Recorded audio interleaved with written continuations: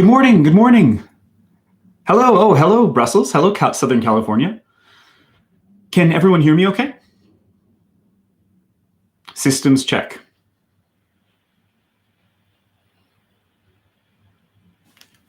Maybe there's a slight delay.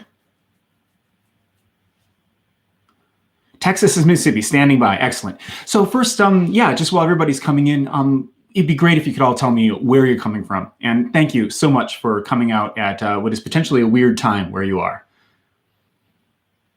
Oh, some people from Japan. Excellent, excellent. Awake in the UK. Thank you, thank you. And good, I'm audible. Excellent. England. What time is it in England right now?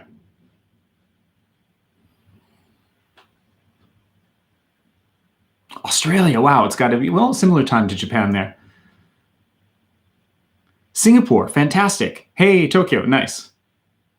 Belgium. Wow. Excellent diversity. Fantastic. 1 a.m. Thank you for coming out at 1 a.m. It is, of course, 10 a.m. here in Japan, and I am in Morioka, Iwate, in the north there. 7 p.m. in Canada. Not so bad. Poland, 2 a.m. Thank you, Milena, for coming out despite that time.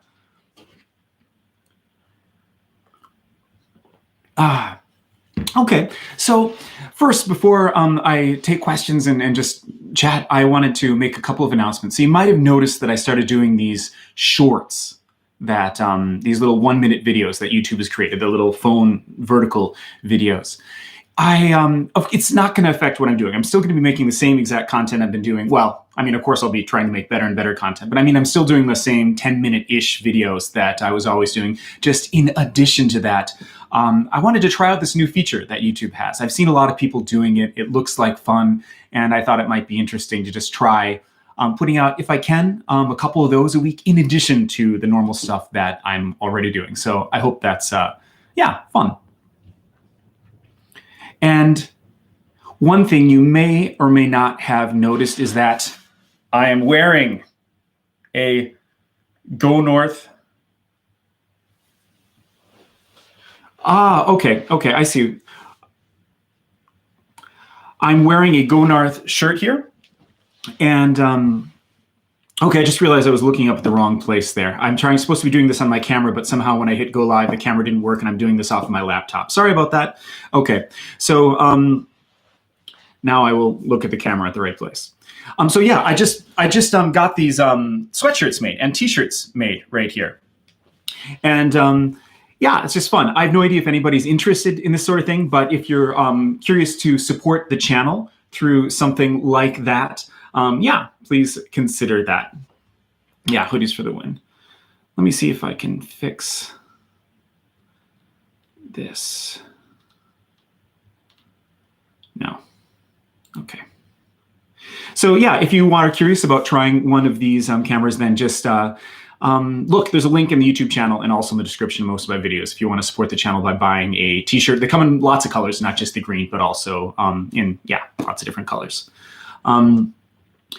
Hey, so yeah, it's spring here, and that is sad, actually, as well as happy, in that, the snow is melting. And normally this would be a season for more perfect powder exploration into the mountains, but it's really melty snow right now. So I'm a little bit sad about the spring, but it is nice to be able to be warm. Thank you, Kurt, for putting the Teespring link. No, the sakura, basically the way that the cherry blossoms, the sakura work here in Japan is there's like a line, a wave that moves up from the southwestern part of Japan to here in the northeast. And, oh, nice, from Ninohe. Fantastic, that's nearby. And in the, in here, the sakura, the cherry blossoms bloom here not until late April, early May, actually. And so if you can see them in Tokyo like 3 weeks earlier than you do up here. So you could potentially like see a wave of sakura if you just slowly followed them as they move to the northeast. And yes, the waterfalls this season will be glorious. Hey, wow, Raphael, welcome to Japan. Where are you moving to in Japan?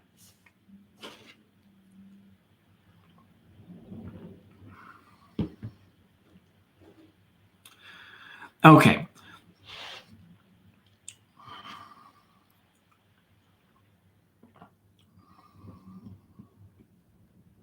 Okay, now Samuel just asked about the wildflowers here, and that there are so many different wildflowers that bloom depending on the month. And so the answer is all the time, because they some start as early as May and they go in waves all the way up to the fall. And so you can always see some sort of wildflowers, and it's just a good idea to check the mountain, because a lot of the people who hike are over 60 up here, and a lot of them come specifically just to see the wildflowers.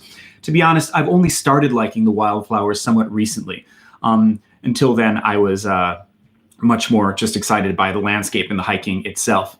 Thanks for the mug. I actually made this in Hanamaki at like a pottery class a while back. Thank you. Happy Berry Crochet. I really appreciate that. Oh, hello down in Kumamoto. Let's see here. What's people saying? I lived in Tokyo actually for 10 years. Hello. Before I came to Morioka, or before I came to Iwate, I should say. And so I did live in the big cities for quite some time, and I liked it. It was nice living in Tokyo, but for me, the problem with Tokyo, more than that it was crowded, though that was an issue, was just that the winter was boring. It was just gray and no snow, and then the summer was just oppressively hot, so the only seasons you could really enjoy outdoors were spring and fall, because summer was too hot and winter was boring and gray. And hello, Kyra in Wisconsin, yay! And Ninohe, nice. So for me, and then if you wanted to go hiking or do something in nature from Tokyo, you can shoot out an hour in any direction, and there are mountains, but they're also really crowded because everybody has the same idea. So if you're rather up here, the mountains you have all to yourself. There'll be whole times where you can have the whole summit just to yourself. And Morioka is a big enough city. There's good restaurants. There's a nice international community here. It's not the Japanese rural countryside. In Japanese, there's the word inaka, just that. Yeah, it's not like out in the sticks if you're in Morioka itself, though being out in the sticks is okay. I did live in Hanamaki for 2 years, and that's where I was during the Great East Japan earthquake and tsunami. And when I was living in Hanamaki, which is a smaller town about an hour to the south of here in Iwate, that was really rural. And there, the nearest grocery store was about 10 kilometers away. And that was fun, but I did get a little, I need a bigger city than that. Hello from the Yoop, nice. Yeah, lots of snow. And good evening from the UK. Okay, the mask mandates. That's an interesting question. So Mel is saying that Texas and Mississippi are dumping the mask mandates. What will Iwate and Akita and Aomori follow suit?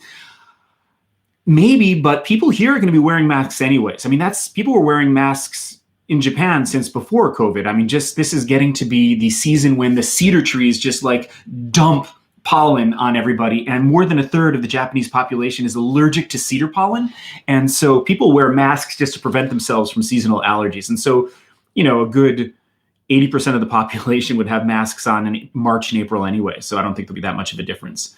Any suggestions of mountains to hike near Tokyo? Raphael, great question. It's not exactly a mountain, but the easiest access place that a lot of people go from Tokyo is called Takao-san, sort of to the south a little bit. And it's kind of paved, and it's not much of a mountain, but it's a good training. If you run up and down that a few times, it's great exercise. There's also a place in Saitama called Chichibu, which is really beautiful. And that has a great mountain that you can go to called Kumotori-san, which if you translate the kanji is like cloud grabbing mountain, which is kind of neat. And you can go up there, stay overnight for, when I went there years ago, it was 4,500 yen to stay at the lodge, the staffed lodge on the surface there, on the summit there, and then go back down. That was great.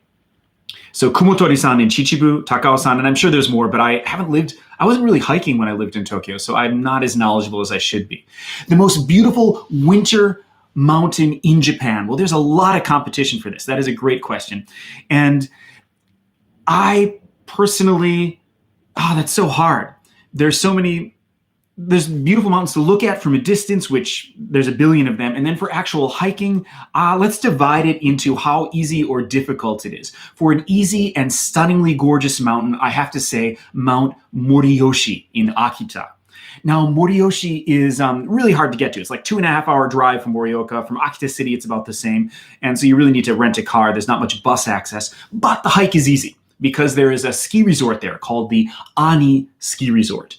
And you can take the ropeway. It's about 15 minutes-ish, 20 minutes. It's a long ropeway ride all the way to the summit. And then once you're there, you can walk easily with snowshoes or backcountry skis to the summit there, or not even go to the summit, but walk around along the glorious snow monsters. And I have made a couple of videos about that, one last year and one this year. And so you can look through my content on snow monsters and you'll find Mount Moriyoshi. Yeah, Takao-san, it was a beautiful view of Fujisan. Nice, nice. Yes, top. Tokyo takes hygiene very seriously. Yeah, they take hygiene and sickness very seriously indeed. Yeah, Chichibu is fantastic. Pika. Oh, right. Moriyoshi-san, natsukashi. To be honest, I have only been to Shikoku once. Adzi-sen's asked if I spent much time in Shikoku, and he's been at Shikoku for a while. I would love to go there. There's a lot of fantastic hikes there, and I've seen some other videos about hikes in Shikoku. And so when I have a little bit more free time and more leeway monetarily, I definitely want to go and explore Shikoku and document that as well. Though this channel will always be focused primarily in Tohoku. But yeah, Shikoku as well. Have I ever regretted a hike? Wow, well, before I answer that, I'll answer a really easy question from Mel saying, are masks required in restaurants and grocery stores? No, they're not required, but the social pressure in Japan is real. People really feel tangibly this social pressure to not be a jerk and to wear a mask. And so when I have been in restaurants, I haven't seen, well, when you get in the restaurant and sit at your table, then people take off their masks. Grocery stores, 100% mask. I have not seen anyone in a grocery store with no mask in a really long time. Now, a hike that I regretted, I don't think I had any hike that I really regretted after it was done. There were times when I regretted the hike partway through because I was miserable. But then when looking back after it was done, it was like, okay, yeah, that was a great experience. Like I have gone backcountry skiing a few times with this group of incredibly tough old people who are, I say old in that they're in their late 60s and early 70s. And they're still doing these overnight backcountry skiing hikes in the mountains up here. In fact, I'm going to go on 2 with them later this month. I'm both worried and excited about it because they are so much tougher than I am. I'm not used to backcountry skiing with a huge backpack and going up mountain in the skis. But when I'm with them and you're going through the forest, and I'm just worried for safety, like, because I'm a good enough skier, but backcountry skis between narrow trees while carrying a huge heavy pack, that's made me feel like, geez, am I going to be okay? And so I've in the middle been like, what did I get myself into? Worried, but always after it was done, it was like, wow, that was a fantastic experience.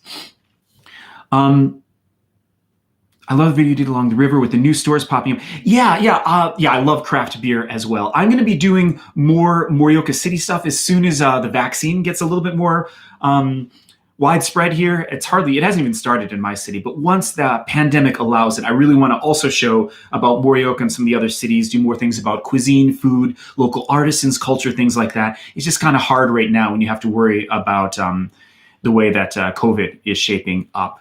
I do have a Discord server. It's right now for people on my Patreon, and I have to admit, because I don't have that many Patreon supporters, the Discord server is just sort of sitting there, and I need to get on that and make that make that something. Learn how to make that into a community and be more active on there. I would love to do that. If anyone wants to teach me how to do Discord, I'm all ears. I don't know how to do that very well.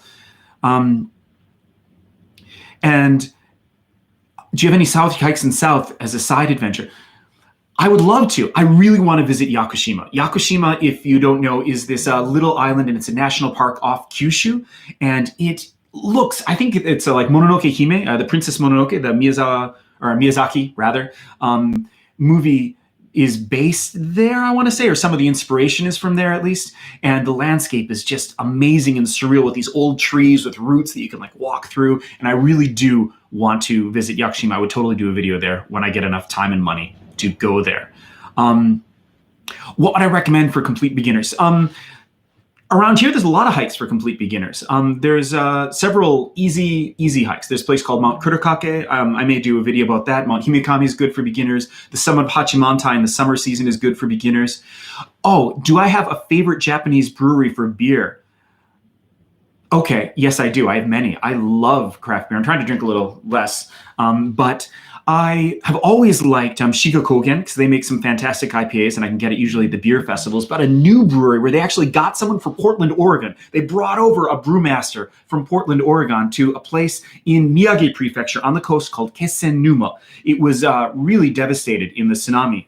And that place, as part of the rebuilding effort, they started a brewery there, and it's called Black Tide Brewing. They have a web shop. If you're in Japan, you can order their beer online. It's pricey, but amazingly good. That is my new favorite craft beer in Japan.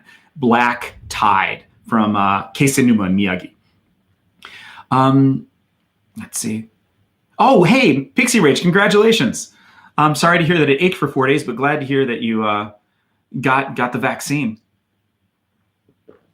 Samantha, yeah, the exact same thing has happened to me several times. I left the house, then realized, I forgot my mask, and I can't go to the grocery store, the convenience store, wherever I was going, so I had to run back home, grab my mask.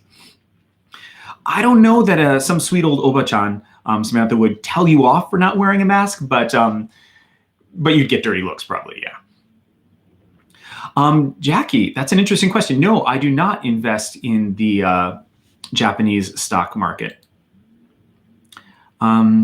I'm just not very good about stocks. I acknowledge that. I had bad experience early on, and I haven't been doing it. Black Tide, Luciano, I think, yeah, Kurt, K.E. there just linked to Black Tide Brewing, which is just fantastic. They're a great business, and they have some Japanese brewmasters as well as this American guy from Portland who's there. And it's amazing. They have a lot of different types of beer. It's fantastic. You would like, TK says, I would like you to introduce Ninohe to the world, the Joboji Nuri, the sap collecting skill, recognized by UNESCO last year. Okay, right. So you may know about Japanese lacquerware. What you didn't know is that 98% of lacquerware made in Japan right now, or rather 98% of the lacquer is actually from abroad, from China and other countries. However, almost all of the lacquer that is still made in Japan, sourced from trees in Japan, they use that for the finishing, the topmost part of the products. All of that is from Iwate. And Joboji in northern Iwate Prefecture is really famous for lacquer. There's also in Hachimantai a place called Appinuri, which does lacquerware as well. So anyways, yeah, I'd love to do a video and take a deep dive into that, probably after the pandemic is up. So great idea, TK. I will totally do that. And yes, Happy Berry, it is indeed the 10-year anniversary coming up this March 11th. In fact, I didn't get into it, but I wanted to talk about some of the upcoming projects I have planned. But one of the next videos I'm going to release is just a short video just talking about the 10 years since the tsunami and some of my experience being in Iwate, inland in Iwate during that. What am I looking forward to most during the spring? I have mixed feelings about the spring because the snow gets really sloppy, and so it's hard to do a lot of hiking in the spring because you just sink into the snow and it gets dirty and covered in pollen and black. But I'm looking forward to foraging for wild vegetables more than anything else. I love foraging for wild vegetables. I've made a couple of videos about it in the past. I plan to make many more. So I would say I'm most looking forward to going out off trail with knee-high boots on, hiking up streams with my good friend Haruo-san, foraging for wild vegetables. That is what I'm most looking forward to. John Hart, yeah. In fact, hey, look, thank you for asking about merch. I did just open a Teespring store. There's a link on my normal YouTube channel. There's a little icon thing near the banner which has it, and then a lot of my videos also have a link to the merch. And so, yes, you can buy T-shirts and sweatshirts. I just opened that recently on a whim, thinking maybe some people would like it, and I would be really happy if you decided to support the channel by buying a T-shirt or a sweatshirt through that. Okay, Sarah's asking what I think about the large amount of trash. Yeah,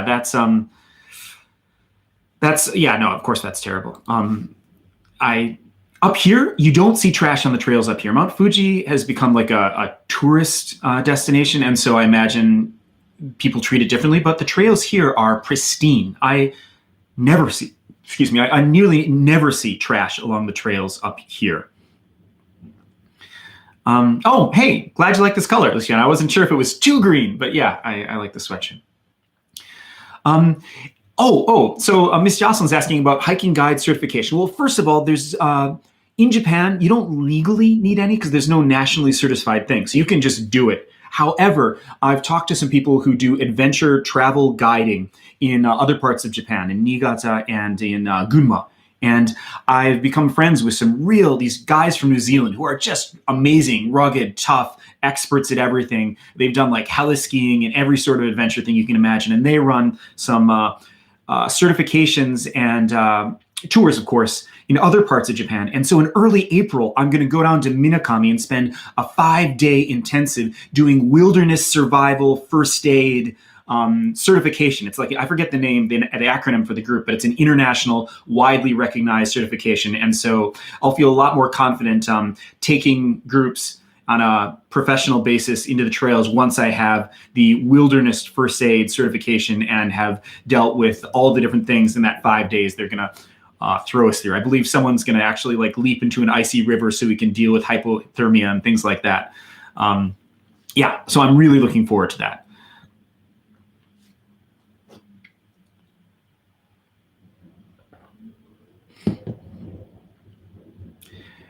Yeah, wilderness survival. There's it's going to be an adventure travel conference in Hokkaido this August that I'm going to go to. Hopefully it'll be like a whole bunch of training in how to create tour packages for adventure travel. And so I'm also looking forward to that.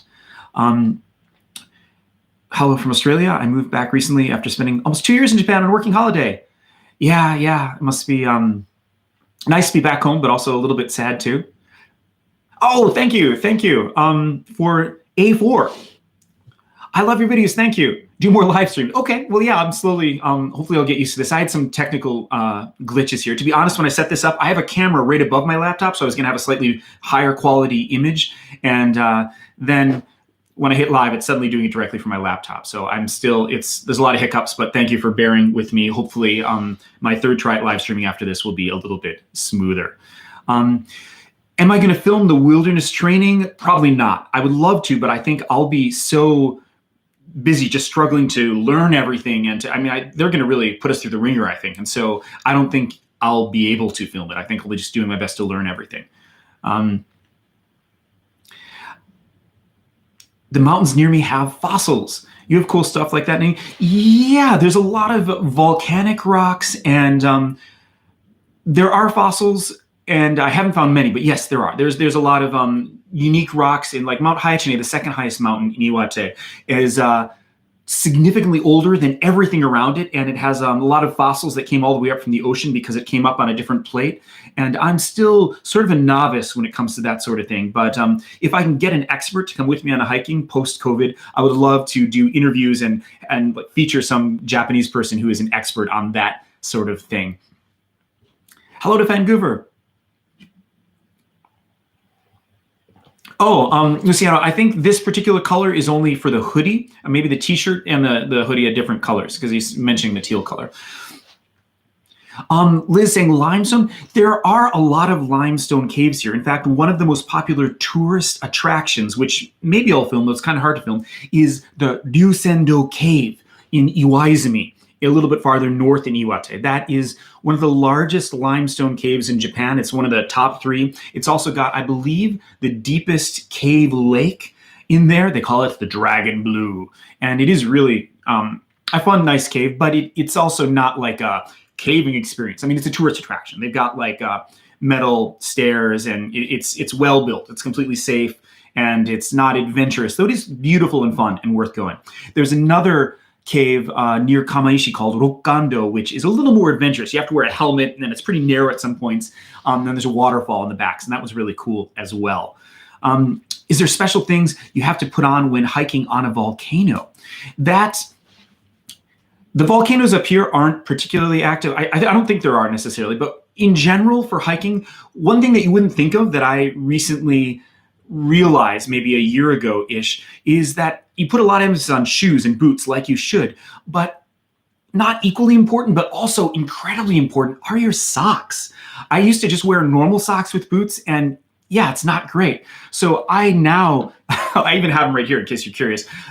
For the winter, these are like $40 socks, but they're really great. And these $40 warm socks make hiking in the winter so much better, so much nicer, and they really keep your feet warm in addition to the nice winter boots. And then for summer hiking, these are $30 socks. $30 for socks, who knew? But yeah, you only need 1 or 2 pairs and just wash them a lot. And it really makes your feet so much more comfortable. It absorbs the sweat better. It's just great. And so I really recommend dropping cash on an expensive premium pair of socks. It'll really improve your hiking experience. And it goes without saying that you want good hiking boots as well. Hiking boots and socks are like way more important than good pants or shirt, to be honest.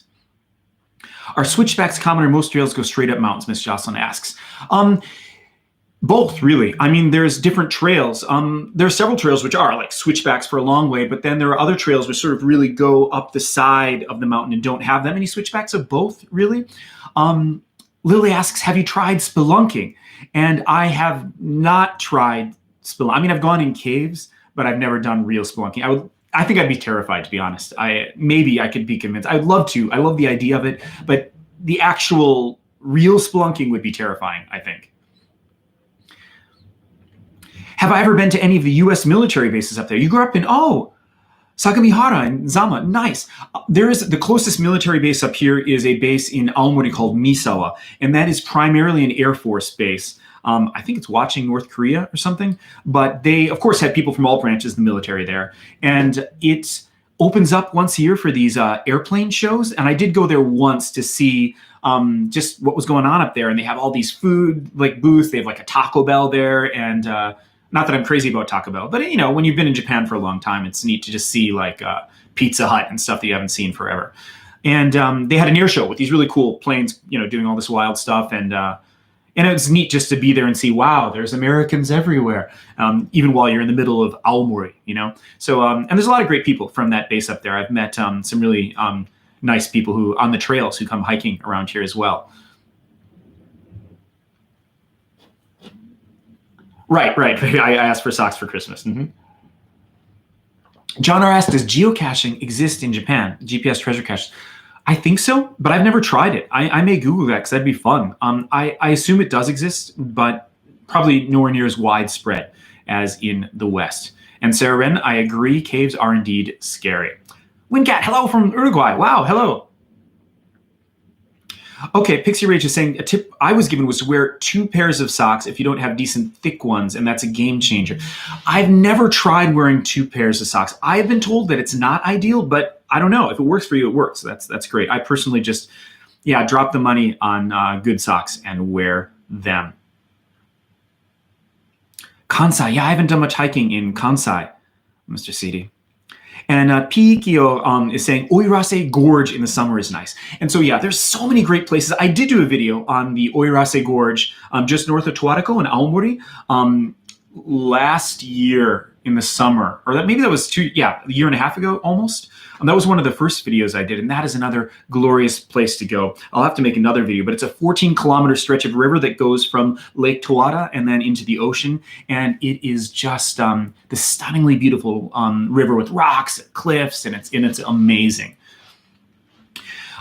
That's a great. Mills' mom asks a really good question.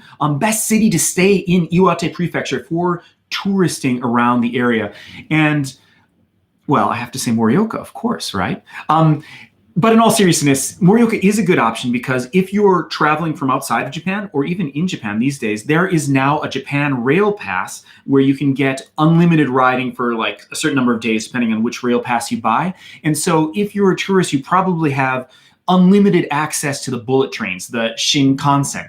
And if you're in Morioka, you're right near a Shinkansen station. And as a day trip, you could shoot into Akita, go to Toariko, go to Kakunodate, this really cool small town that has all these samurai houses. You could also go down to Hiraizumi, which is World Heritage Ancient Temple. Basically, if you're based in Morioka, you've got access to great restaurants. You got my Airbnb, wink, wink. You've got the transportation hub to go everywhere else. Just there's a lot of pluses to being based in Morioka, I would say. Let's see. And any prefectures you haven't been to, if there are multiple, are there any clusters you want to explore in particular? Yeah, actually, I I really haven't explored Kyushu or Shikoku or Hokkaido enough. I need to explore the other islands. Those are the big cluster areas. I mean, I've been to Kyushu twice, but really only briefly. I need to spend an extended trip there. And Shikoku, yeah, only once. That's embarrassing. And I don't even want to talk about my lack of experience in Hokkaido. It's embarrassing. And it's so close. So yeah, that's going to be a project this year, if I can at all work it, is to zip up to Hokkaido. Wow. Happy Berry Crochet. Thank you again for socks. Must support you having warm feet. Oh, thank you. Thank you. Yes. All right. I will earmark 20 pounds for getting myself a nice pair of socks. Thank you very, very kindly. Arya asks, have you been to Kanazawa? And yes, I have. Kanazawa is a really cool prefecture on the Sea of Japan. There's this, or no, it's not prefecture. It's in Ishikawa. Kanazawa is this city. It's the city of Kanazawa, which I have been to. Kanazawa is a fantastic place. They've got a castle. They've got one of the best Japanese gardens. They've also got this Higashichaya tea area. If you're going around Japan, I definitely recommend checking out Kanazawa. I want to go there again. It's really, really nice. The only thing, Felix Everett mentions, watch out for bears in Hokkaido. And yeah, Hokkaido is the only place in Japan that has brown bears. And brown bears being the ferocious type that can eat you and are way more likely to kill you than the black bears here. And so, yeah. But I did recently talk to a hiking adventure guide in Hokkaido who said that they don't go after hikers that much, and that they generally are avoiding the hiking trails, and that even with the brown bears, he's never had a problem with them. Of course, you carry the bear spray, but he says it's not as terrifying as you might think. Have I acquired a taste for natto yet? Someone asks. Yeah, actually I have. I am something of a I inherited being a health nut kind of from my parents. My parents are really into healthy food. And so at first I naturally didn't like natto. If you're not familiar, natto is the fermented soybeans that's really sort of viscous and tenderly, that is famously stinky, and that most foreigners are said to not like. And it's one of those stereotypical questions that Japanese people supposedly ask you when they first meet you. As in, oh, do you eat natto? Do you like natto? And I trained myself how to like it. Basically, the texture, the taste, the smell, it's hard. But you can get them chopped up. And chopped up, the texture isn't bad, and they're not as harsh. And so I started with finely chopped up natto. You first get them. You get them in this little package. You open it up. You put in soy sauce. You put in mustard, and you mix it really well. And then you put them on top of rice. And so you're eating them each bite with rice. And if you start with the grated natto, then work up to the tiny little beans. I guess they're fermented, but they're still soybeans basically, and then work up to the normal ones. That's how I recommend you can learn to like natto. There was research done at the University of Chicago that natto kinase, the bacteria, not bacteria, but the thing in natto, the component, what's in it is incredibly healthy. It's great for your bones. It's amazing for you. So you should eat natto. Have you studied any language before Japanese? Yes, puedo entender un poco de español, pero no tengo ningunos oportunidades practicarlo y he olvidado. All right, I'll shut up. I sound like an idiot. But I studied Spanish in junior high school and high school. I also studied Mandarin Chinese and Tibetan language. I was actually studying classical Tibetan language and Tibetan Buddhism in university. And then I did a little bit of Chinese so that I would be able to go to Tibet through China. And then I lived in China right after university for about 8 months. And so once, years and years ago, I was kind of good, like conversationally fluent in Chinese, but don't practice that for 15 plus years, and it goes away. So my Chinese is now very low level conversational, and yeah. But I like languages. All right, well, okay, thank you, Dolores Squash. I'll look into this shop later and see if I didn't include this color correctly, and I'll see about fixing that. If that's it is a bacteria, Jesse. They're not too great. Someone asked, do you like Okinawa? I do not know if there's lots of hiking in Hawaii. I'm embarrassed to say I've never been to Okinawa. I would like to go. Someday I'll get there. But to be honest, it's not cheap to go there. And when I want to go to that sort of tropical climate, I generally just fly straight to Thailand. I love Thai food. Thai food and Indian food are two of my favorite things. I love spicy food. And so I just go to Thailand and just eat. I just go to Thailand to eat pretty much. I'm not much of a beach person, but I like eating Thai food.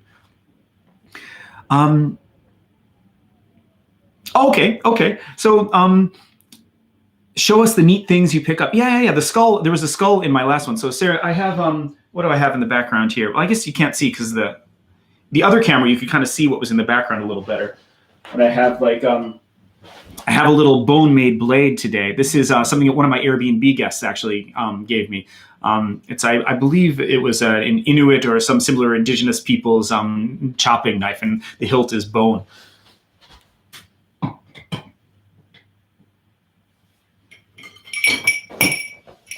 A fan also made me a Go North bell with the logo on it, which is kind of neat, though I don't really wear bells anymore, but it's still, I was really pleased with that. That was a nice thought. A food review stream. Oh, that would be fun. Yeah, if you guys actually, I mean, that's not my usual content, but if you wanted me to like explain Japanese food to you, that's kind of, I go for northern specialties, make it local. So yeah, that's a fun idea. You lived in China. That's, yeah. I lived in China like not embarrassing, a really long time ago. Show my age if I tell you what years I was in China.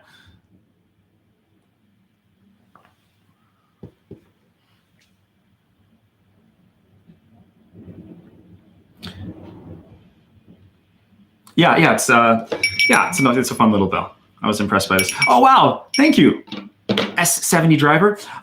You're friends with To be honest, I've only met her briefly. So you're friends with, she lives in Hanamaki, which is just a little bit to the south here, where I used to live. Nice, yeah. She's really cool. She's also has a YouTube channel. I don't have a link handy, but I believe she started a YouTube channel as well. Wow, tempura kito. I'm a fan of North Japan because of you, and I work in Suginami-ku. But is there a way to avoid living inside the city and warm weather? Is there a way to avoid living inside? All right, I'm sorry, I don't quite get the question, but thank you. You should totally come up here and visit. Tokyo is a fun area as well, but if you can work remotely, come up north for sure. It's fantastic. And Noli says you watched an NHK. NHK is like PBS or BBC. NHK is the national TV and radio in Japan. And there was a documentary about Iwate. Nice. And about the Sanriku line. Okay, so one of the really neat areas about Japan or about Iwate that I need to show you more of is the Sanriku coast. There's a word called a rias coastline, R-I-A-S, rias, and it's like this shape, like fingers, basically, in that it goes like this. And Iwate has this really cool, cliffy, rocky, gorgeous coastline that also has really great seafood coming out of there as well. And they recently started this 1,000-kilometer trail that starts in Aomori, goes all the way across Iwate and down to Fukushima, which is, I believe, the longest trail, Japan's answer or attempted answer to the Appalachian Trail. And I would like to do some videos exploring that area more as well. It's gorgeous. It's really neat. Natalie Nakayama says, do you think anyone of age, not just those out of college, could move to Japan and live there for a while? Yeah, absolutely. You could definitely move to Japan and live here for a while. But if you're not independently wealthy and you need to have a job here, the path of least resistance, if you're not like married to a Japanese person, is to come here and if you don't work for a company that can you transfer here, then to come and get a job teaching English. If you're from a English-speaking native country, it's harder if you're not, though there are plenty of ways. And it's not limited to people fresh out of college. I've known some people that came in their late 30s and moved here. It's totally possible. I did come pretty much right out of college myself, though, but you don't have to. Am I interested in Japanese history? Yeah, very much. In fact, I'll get into that in a minute. First, let's Sarah, thank you. Thank you so much for that. And I got lots of, speaking of show and tell, so Japanese history is something that I studied on my own. In college, I never studied that in university, but I did a video on a shrine recently where a couple months ago where I explored a shrine and I briefly touched on I just used the words basically, Ainu, the indigenous peoples that were in Hokkaido mostly, and the Emishi, and then the Jomon, which is the people that until about 3,000 years inhabited most of Japan.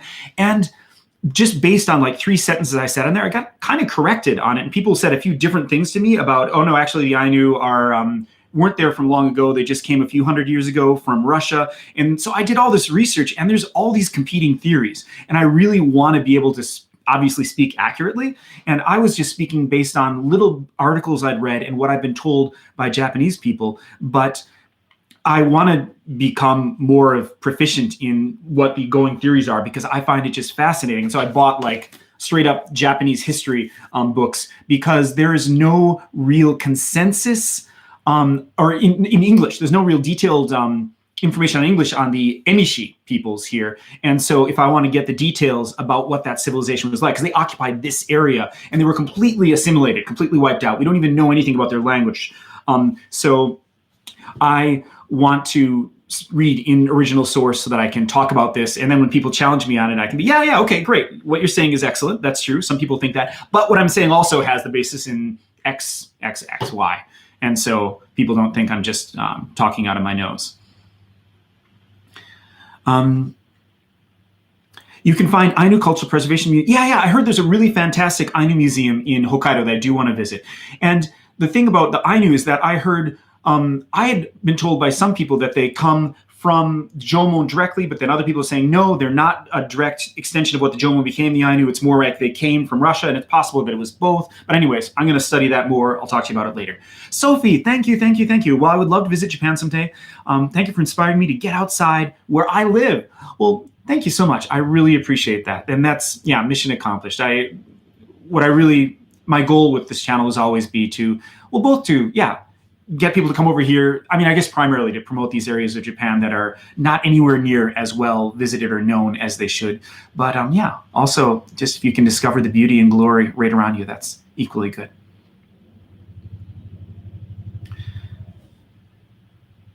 Oh, so you've been to the Ainu Museum. Where does anyone remember what city that's in Hokkaido? I was told, but I can't remember off the top of my head. If someone wants to type that in there to remind everybody else, that Ainu Museum is supposed to be fantastic. I think there's one particularly famous one in Hokkaido in a certain city.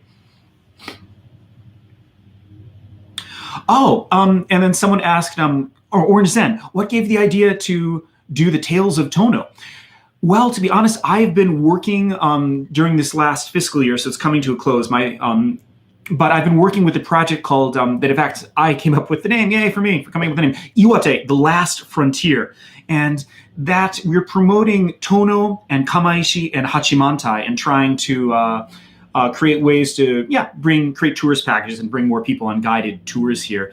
And in doing that, one of the people that I worked with is a specialist in the Tales of Tono. And through him talking about it so much, I got to be really curious about what it was all about. And so I bought the book in English and Japanese, and I've been going through it more. I had heard of it, but I hadn't really thought about it much until I was involved in that project. And that made me a lot more interested in that. I didn't realize how dark it is. It's really dark and nice. Julie, my birthday is in mid-June. Biratori Hokkaido. I think the one I heard might have been in somewhere else. So I'm sorry, I was asking about the Ainu Museum. So there may be several of them in Hokkaido then. One of them, as Mr. Ishikawa says, is in Biratori Hokkaido. Are there any hiking YouTubers you would like to meet regardless of where they are located? There's a guy called Darwin on the Trails who seems really cool. He does a lot of hiking in North America. That seems fantastic. Also, Hannah did a Hannah. Where is Hannah? Hannah in Japan. Probably most of you know who she is. There's a YouTuber called Hannah who does a lot of hiking recently, and she recently had a bad experience hiking in the winter. And so after that, I was like, I wanted to take her the winter and show her some best practices that I've discovered from all the winter snow hiking I've done recently. And she's super cool, and her videos are amazing. I would love to hike with her just to see how she films and learn how to be a better editor and a better filmer of outdoor stuff. She's like worlds above me in terms of filming and editing ability. I love where I live. We're deeply steeped in Arthurian legends. Pixie Rage. Yeah, I grew up with Arthurian legends. When I was in elementary school in 6th grade, I read a book by Marion Zimmer Bradley called The Mists of Avalon, which really, I think, was a big influence on me when I was like 12 or however old I would have been in 6th grade. I love Arthurian legends as well. I grew up with Greek myths and Arthurian legends as well. Mr. Ishikawa says, you seem very clever in Japanese Buddhism. I'm curious if you know much about Shinto also. Well, I studied Tibetan Buddhism in university and ancient Indian Buddhism before it mostly left India. And so I just was always interested in Buddhism. So I did read a lot about Japanese Buddhism after I moved here. Shinto, I know some about, but nowhere near as much as I know about Buddhism. But since I've been interested in Shugendo, this mountain mystic mountain ascetic tradition, I'm going to learn more about Shinto. Shugendo, or the Yamabushi, as they are called, were originally a Buddhist, a Shingon and Tendai sort of tantric Buddhist sect. But then with the Meiji Buddhist purge that happened in 1868-ish, they in the Yamagata area became Shinto. Anyways, I'll probably do lots of videos about that in the future. Do I see any difference between the earthquakes in North Japan and the rest of Japan? Seem to be not really. I'm less terrified of them up here. In Tokyo, if there was a major earthquake, I think that would be a real nightmare. I was in Tokyo for some, decent sized shakes, and that's always scarier for me. But up here, I feel like, my house isn't going to collapse. There's no big buildings around me to collapse. So if anything, I just feel a little bit safer with the earthquakes. But the earthquakes are so common. I almost wonder if there's going to be a volcano eruption soon around here. I was hiking to the frozen waterfall, Nanatake in Hachimantai, as a part of a small tour I was guiding. And while we were near the base of Mount Iwate, looking at this frozen waterfall, we felt a small earthquake, but it was like, boom. Usually when I feel earthquakes, most of them are side to side, but this earthquake was like a symbol. The earth just jumped up, and it was only... you say Shindo, or the shaking level, was only 1, but it was right underneath us. Checked online, and the epicenter was right under our feet below Mount Iwate, which is a little unnerving. So I wonder if it is going to erupt. Now, if it erupted, it wouldn't be a big deal. It wouldn't mean like, oh, we're going to flee, evacuate the cities around here. It probably would just mean no hiking for a year or two on Mount Iwate, which for me is nearly an equal tragedy. If the mountain was just closed to all hikers and you were allowed to hike for a week or two, that would be really sad. But I don't think it would be Morioka. While we're right next to Iwate, if it erupted, it would mostly be dust and a little bit of lava right there. It would be a nice fireworks show. Are they going to do any more foraging videos this year? Yes, tons. I'm definitely in another, probably around late April, early May is that season. I'm going to go out as much as I can, and I will definitely make more foraging videos. That is my favorite thing to do, and I want to keep doing that. And Ishikawa-san says, I was so happy you showed Shugendo Trail on your video before. Yeah, I did a video on the Dewa Sanzan, the 3 sacred mountains of Dewa, Mount Haguro, Gassan, and Yugendo. Sadly, Shugendo is not popular among younger people. We'll see about that. Let's see if we can make Shugendo more popular. It's really cool. I mean, these days hiking is getting more popular. Why not going out and standing under waterfalls, chanting the Heart Sutra, and blowing conch shells? I think it's pretty cool.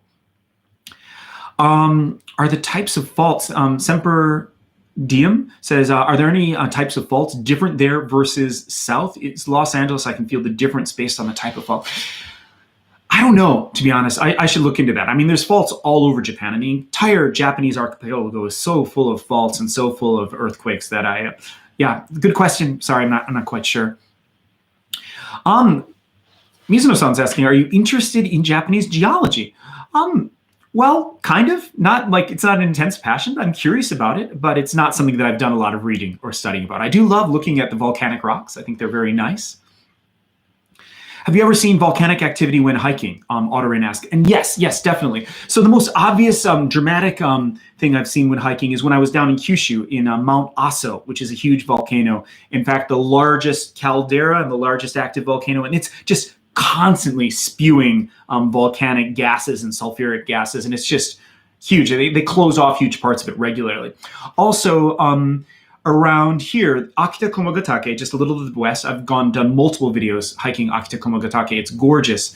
There's it's 5 main summits in that area, and one of them, Meidake, erupted in the 1970s, and that was visible from Morioka, apparently. They just saw this amazing fireworks show, and I would love to see that happen again. But when I'm there, it's still steaming. And also there's 2 areas in Mount Iwate, the Ojigokudani, the Great Hell Valley, as well as Mount Kurokuro, which is one of the small summits to the west of the main summit of Iwate, that's constantly smoking. and sulfuric gas is coming out. And so that is always glorious to see. And I do enjoy that quite a bit. Let's see. Video I went to is in Abashiri. Maybe Abashiri is the one I heard about. It sounded like Aba something. So there's maybe an Ainu museum in Abashiri. You're interested in languages. Have you ever read about the Ainu languages or the Ryukyuan language? I have not. There are so many fascinating languages all over the world. I have not. I've heard the Ainu language the script I've heard looks really cool. And so I would love to check that out, definitely. Are there any animals native to Japan that you haven't seen on your hike but you would like to?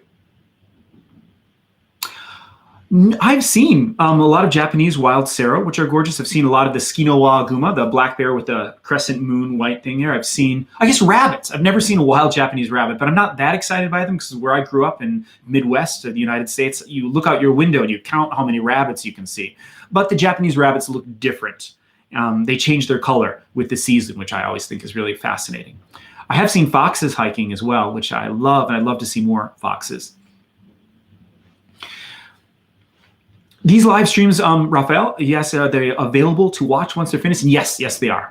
They get uploaded. This is only my second live stream ever, and I'm still getting used to this medium. But it will be available in its entirety if someone wanted to watch it. And Otterman mentions that it's if I'm afraid that a volcano might erupt when I'm hiking up there, the chance is pretty low. I mean, it's not zero in some cases, but it's fairly low. So I haven't actually really been worried about that. Though there was an incident, I want to say 5 years ago, I can't remember, but between 5 and 10 years ago in Nagano, I think it was, a volcano did erupt when there was a few dozen hikers on there and several people did die. And that was horrifying. So yeah, once in a generation, maybe that sort of thing does happen. And fingers crossed, but I think it's probably okay. Happy Merry Christmas. What are my plans for the rest of the day? Well, to be honest, this is the end of the fiscal year. In Japan, a lot of government agencies and everything uses their budget up based on April to March. And so this is the end of the Japanese fiscal year. And so while I haven't had much work this year in general, from the second half of February and through now, I've gotten a wave of like short-term translation jobs. And so I've got a bunch of deadlines. And so I'm going to go back on my computer, and instead of going somewhere beautiful outside, I'm going to sit in front of my computer and hammer through all this translation work that I've got to finish in the next week or so that I got from some local agencies and government agencies. Sarah asks, is there any dialect in Iwate? Yes. There's dialects everywhere in Japan. And usually there's a word in Japanese, ben, Iwate ben, or Nambu ben. Nambu is the old feudal name for this mostly Iwate area. And Tohoku has a lot of things similar to other dialects in the Tohoku area. So Iwate ben is similar to Akita ben, similar to Aomori and Yamagata, but there are differences. And if you're like an old person speaking one of them, they're strongly distinct, but they all have a lot in common. For example, maybe that's a fun thing for a video. I should get someone out here with a really colorful accent and have them speaking it, because my imitations aren't going to be correct. But I can understand them speaking. I can imitate it, but I don't get the intonation right. Soda becomes nda. A lot of stuff becomes nasal. So you say nda, ndanda to say yes. So to say yes is like nda. Danda. And then a lot of things in these areas becomes be instead of dishe, ndabe. And there's things like ke can be ku to eat. And there's kwe. No, usually there's a word kawaii, which means scary in Japanese. And if you make it sound rough, a lot of adjectives that end with the E sound become E. So kue, if you're from Tokyo, it just means, damn, I'm scared, wow. But if you are up here and you say kue, that means tsukareta, that means you're exhausted. And I think that's common throughout a lot of areas in Tohoku. But if you're in Tokyo, maybe you didn't know that. That'd be a fun thing to do, is videos based on dialect. If there's interest in Japanese language type things, I'm no linguist, and my accent, I sound like an American person speaking Japanese, but I've been here for long enough that I do speak well enough, and I do understand the language, even if I can't speak in a perfect Japanese accent like some famous foreigners can. I think another way to move to Japan is to set up a small business. Yeah. That's if you've got $50K US dollars minimum capital and you can employ it and set up a business. Yeah, you can definitely do that. Hey, Mike, have a great day. Thank you. Sentinel Rambo, I discovered your channel through Charlotte's video about exploring an abandoned power plant and really liked that video. You're planning on doing something similar soon. Yes, the thing with these abandoned places is that sometimes the legality is gray, and I don't want to get in trouble. But I, on my own, do explore a lot of these abandoned places. I've been exploring abandoned places since I was a teenager. There's in Madison, Wisconsin, where I grew up, there are these steam tunnels, we call them, these maintenance tunnels that run beneath the university, and we would find unlocked manholes when I was 16 and go and explore under there. I've loved that sort of thing since I was a kid. And so I would love to do more of that, but I have to make sure that what I'm doing is okay. That said, I think it'd probably be okay, because most of these areas, it's not like you get fined, you just get yelled at. And so the worst that could happen is I'd get yelled at and maybe the video demonetized or something. So yeah, I could make some more abandoned places videos. It'd be fun.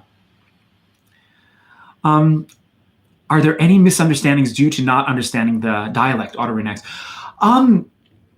Not so much. I mean, mostly it's really old people who are like 75 and older, or just really out in the countryside, and maybe even from 50 or older. Some have these really thick accents, and it's not like you would misunderstand them in an embarrassing way. It's just more like, are they speaking Japanese? You'd just be like, huh? You wouldn't get it because it's so thick. It sounds almost like a foreign language.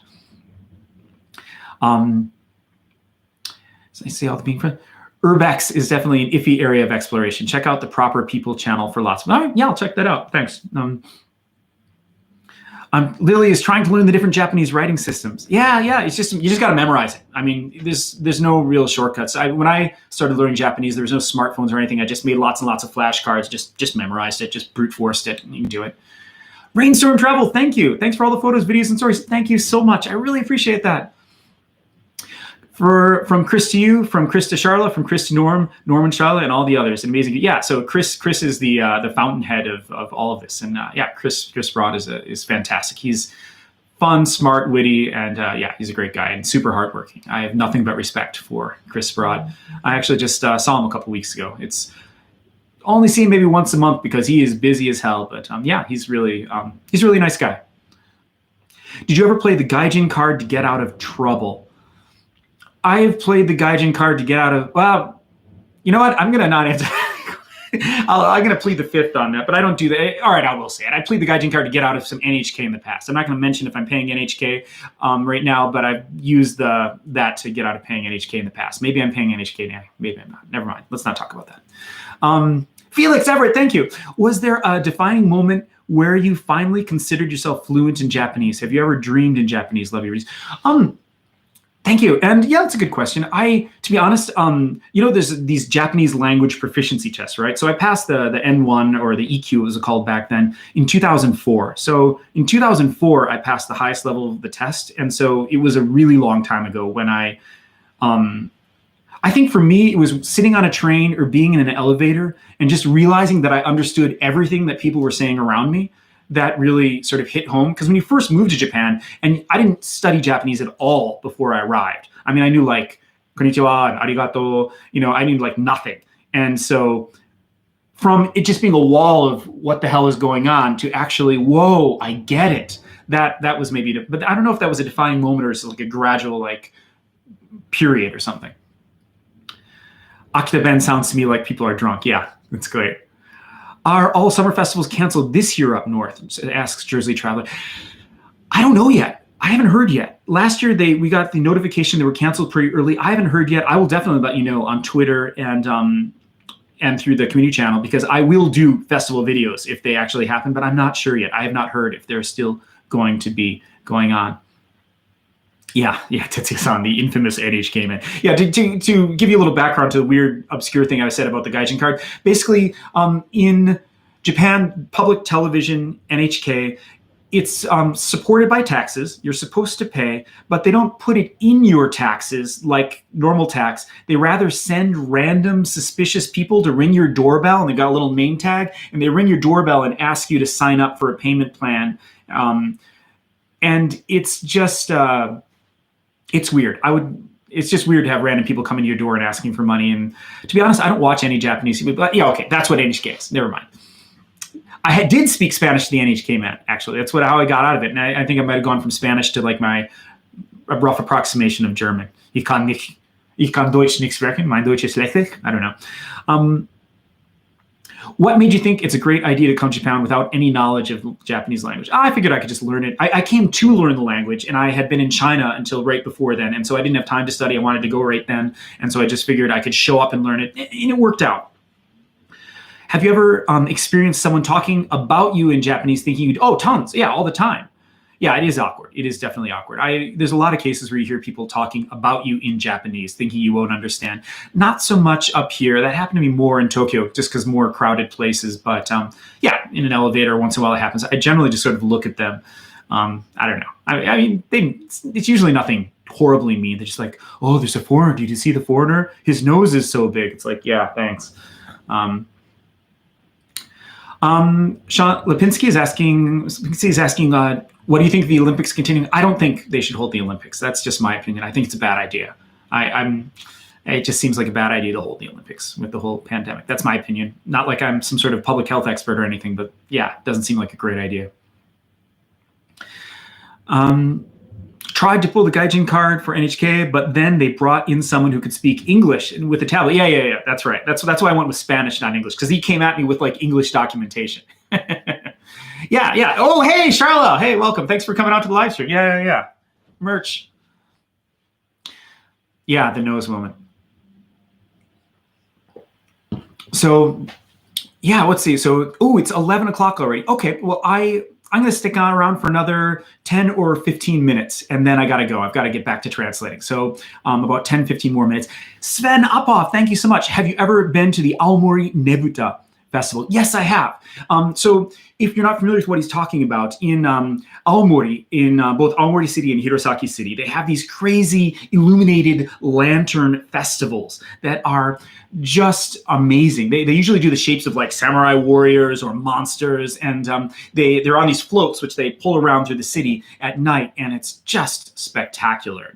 You should probably Google Aomori Nebuta and do an image search, and you'll see really amazing stuff. I wanted to go there and film that last year, but of course it was canceled. And this cup I made as part of a pottery tour, or it's like a pottery experience. I was guiding some people and they wanted to do pottery, so I took them to do pottery and I got to do it too. So I made this cup. Yes, you're welcome. Yeah, Sarah, and the nose thing. To be honest, I've even had a few people commenting on videos recently saying, "What happened to your nose? It's all broken." It's like, thank you for like reminding me of the junior high school complex. Yes. Have I ever been to the Kanamara Matsuri? No, I don't even know. I've never heard of the Kanamara Matsuri. I'm all ears. I love festivals. In fact, last January, I actually participated into, not last January as in last month, but a year ago, so naked festivals where you're wearing like a white loincloth in the snow. And in fact, Charlotte was there for one of them, trying to film me in the dark. Thank you, Ms. Lipinski. Thanks for the chat and videos. Always enjoy your vids.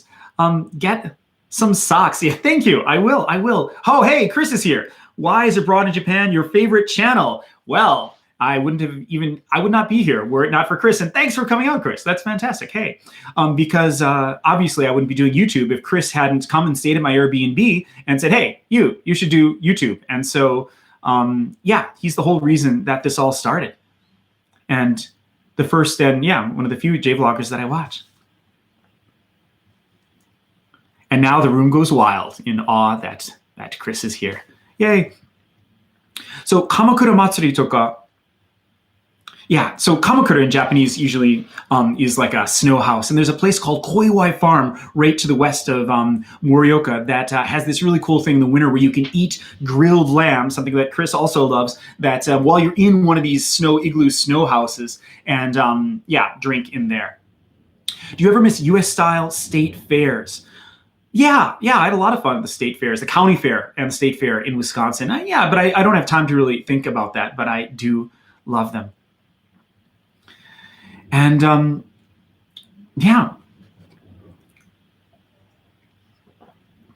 bloody hell, it's Dave. Oh yeah, I remember the joke about Chris being Dave. Very nice.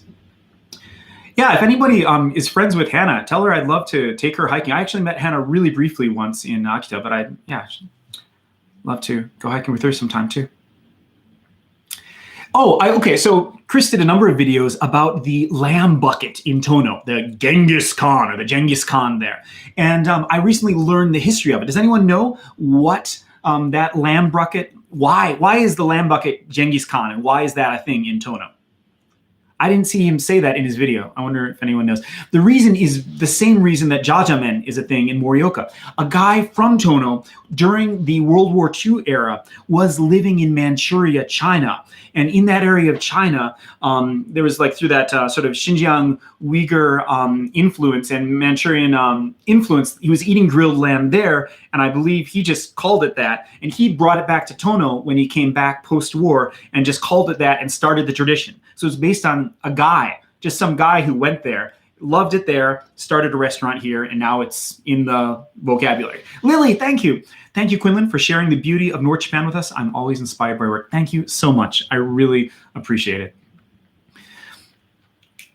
And jajam, so Morioka, if we're talking about food, is the place of three great noodles, the jajamen, the Morioka ramen, and the wanko soba, of which jajamen is potentially the best. And that's the same thing, where a guy was in Manchuria and came back and he took Chinese things, made a Japanese version of it, and now it is a classic thing here.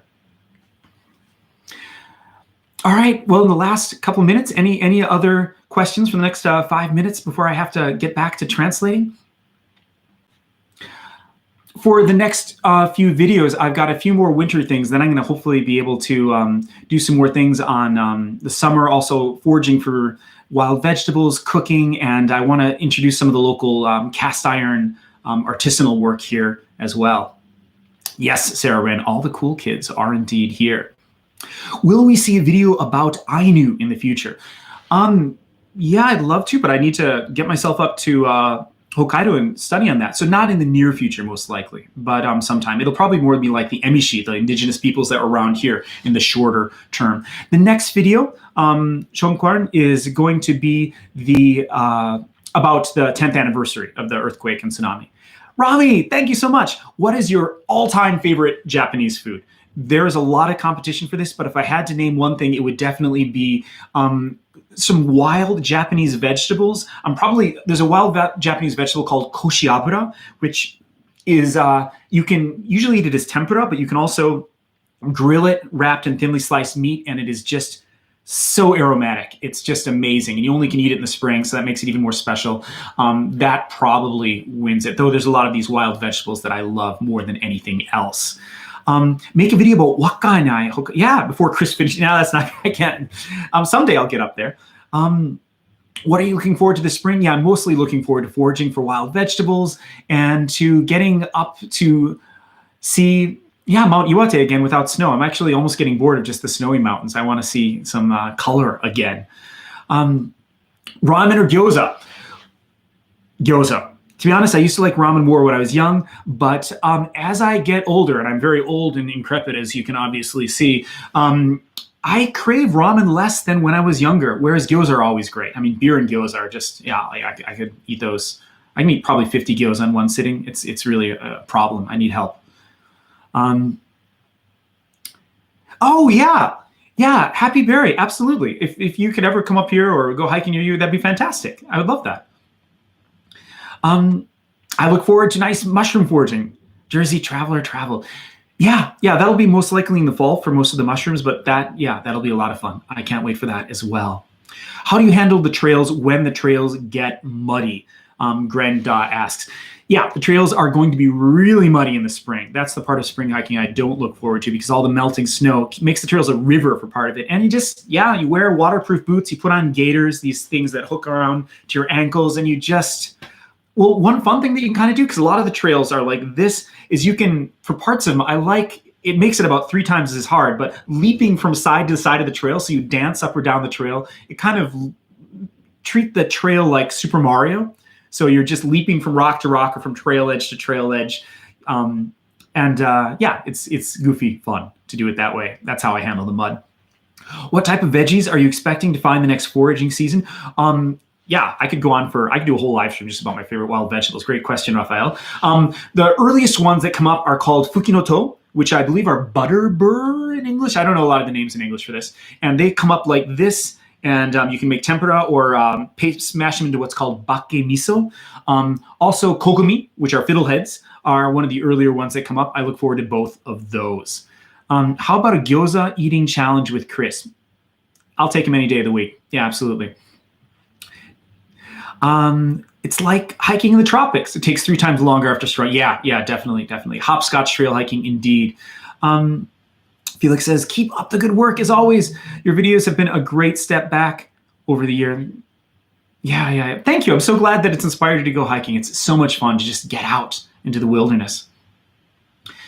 Yeah, and there are mountain goats here, kind of. KFK says, hiking like a mountain goat. You see them. These Japanese sero, the kamoshika in Japanese, they're a national living monument. They're like mountain goat deer together. Miss Jocelyn, thank you so much. Add it to the sock treasury. I'll have like a group of socks that I will thank for this live stream. This is officially the Nice Socks live stream. Thank you very, very much. Very appreciated. Okay, well, it's been an hour and 10 minutes.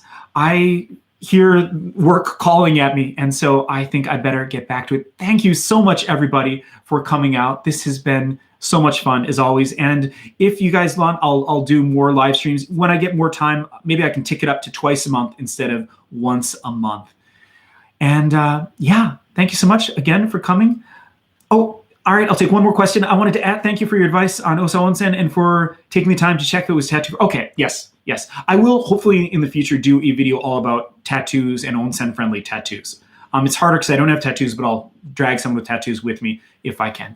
So thank you so much, everyone. I look forward to seeing you again, and I will see you on the trails.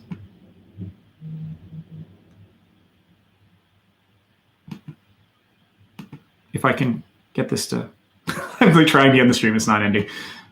Did I do it? There it is. Bye.